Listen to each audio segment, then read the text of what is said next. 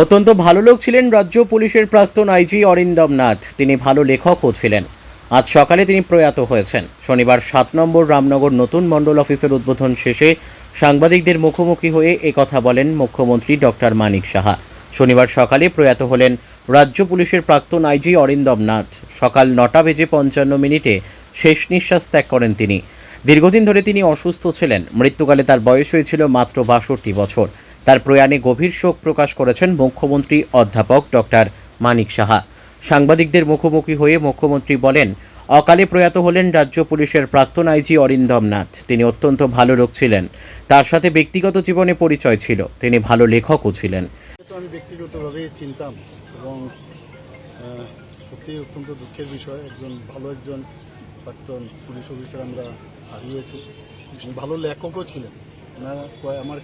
আমাকে নিয়ে দুটো বইও আমাকে প্রেজেন্ট করেছিল। অকালে ওনার মৃত্যু বলতে গেলে আমি খবর পেয়েছি ওনার শরীর ভালো নেই, যত কয়েকদিন ধরে উনি বিভিন্ন সময় সমস্যাতে ভুগছিলেন। তো ওনার আত্মার অত্যন্ত দুঃখের এবং ওনার আত্মার সদ্গতি কামনা করি এবং ওনার যে পরিবার পরিজনের প্রতি আমার সমবেদনা। আজ সকালে তিনি প্রয়াত হয়েছেন। Bureau report, news daily Bharat.